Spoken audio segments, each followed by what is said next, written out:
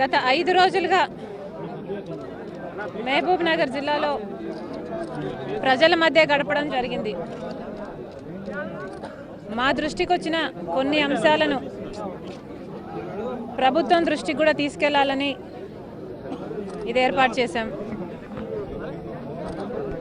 ప్రజలు చాలా కష్టాలలో ఉన్నారు. ముఖ్యంగా రైతు కూలీలు చాలా ఇబ్బందుల్లో ఉన్నారు.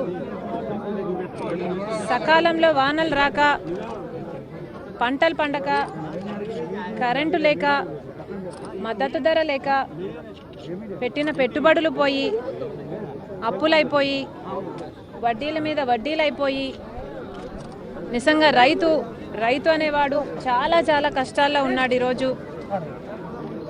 వారిని ఆదుకోవాల్సిన బాధ్యత ప్రభుత్వానికి ఉన్నది. ప్రభుత్వం వెంటనే జోక్యం చేసుకొని ఈ నష్టపోయిన రైతులందరికీ నష్టపరిహారం ఇవ్వాలని వైఎస్ఆర్ పార్టీ ప్రజల తరపున డిమాండ్ చేస్తుంది. ఇక రైతు కూలీల విషయానికి వస్తే, పాపం పని దొరక్క 2 పూట్ల కూడా తినడం లేదమ్మా, మేము చాలా కష్టాలలో ఉన్నాం తల్లి అని ప్రతి చోట చెప్తూనే ఉన్నారు. వాళ్ళల్లో ఒక ఆందోళన ఉంది.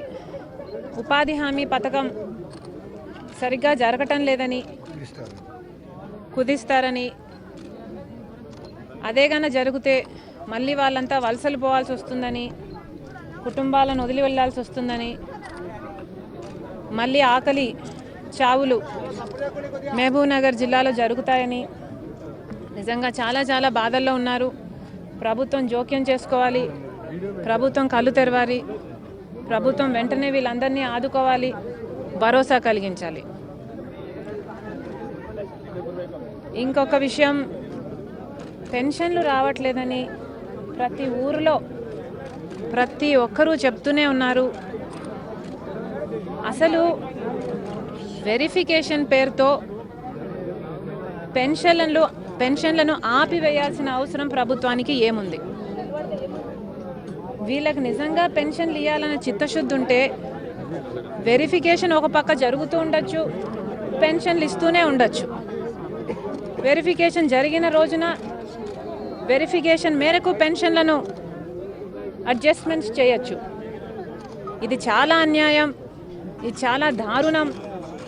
ముసలివాళ్ళు, వృద్ధులు, వితంతువులు, వికలాంగులు ఎంతోమంది ఈరోజు చాలా చాలా బాధపడుతున్నారు.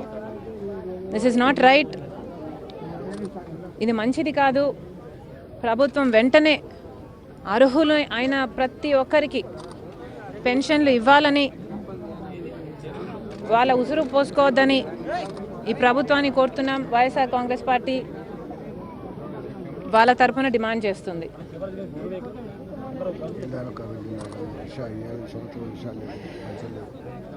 ఎనీథింగ్ ఎల్స్ అమ్మా? ఈ పర్యటన మీకు ఎలా అనిపిస్తుంది మేడం? పరామర్శించడం అనేది చాలా సంతృప్తిగా ఉంది. ఇన్నేళ్ళు అయినా కూడా రాగలిగాం, చాలా తృప్తిగా ఉంది. మొన్న పరామర్శ చేస్తూ ఒక ఆయన అన్నాడు, ఇది మా కుటుంబానికి మీ కుటుంబానికి సంబంధించిన విషయం. అంటే రాజశేఖర్ రెడ్డి గారిని మరణాన్ని తట్టుకోలేక చనిపోయిన వారి కుటుంబాలకి, రాజశేఖర్ రెడ్డి గారి సొంత కుటుంబాలకి సంబంధించిన విషయం. దీంట్లో మిగతా వాళ్ళు మాట్లాడాల్సిన అవసరం లేదు, వేలు ఎత్తి చూపాల్సిన అవసరం లేదు. అలా చేస్తే మా కుటుంబాలు చాలా చిన్నపరిచినట్టు అని ఆయన బాధపడ్డాడు. నాకు చాలా వాస్తవం అనిపించింది. ఎవరికి దీంట్లో మాట్లాడాలి అర్హత లేదు. ఇది మా వ్యక్తిగత విషయం. రాజశేఖర రెడ్డి గారి కోసం రాజశేఖర రెడ్డి గారి బిడ్డలు చేస్తున్నది. ఎవరికీ మాట్లాడే అర్హత లేదు. ఇన్ని రోజుల తర్వాత కూడా మాట నిలబెట్టుకోవాలి అని సదుద్దేశంతో చేస్తున్నది. ఒకవేళ ఓట్ల కోసమో ఎలక్షన్ల కోసమో చేసేదైతే అది ఎప్పుడే చేసేవాళ్ళం. ఎలక్షన్లు అయిపోయిన తర్వాత చేయాల్సిన అవసరం మాకు లేదు. ఇది ఇచ్చిన మాట నిలబెట్టుకోవడానికి చేస్తున్నది, జగనన్న తరపున చేస్తున్నది. చేస్తున్నందుకు చాలా సంతృప్తిగా ఉంది. కంటిన్యూ చేస్తున్నా మేడం. మిగతా జిల్లాలో కూడా ఉంటుందా? తప్పకుండా అన్న ఖమ్మం జిల్లాలో పూర్తి చేశాడు, ఇప్పుడు ఒకటి అయిపోయింది, మిగతా జిల్లాలు మొత్తము నేను చేస్తాను.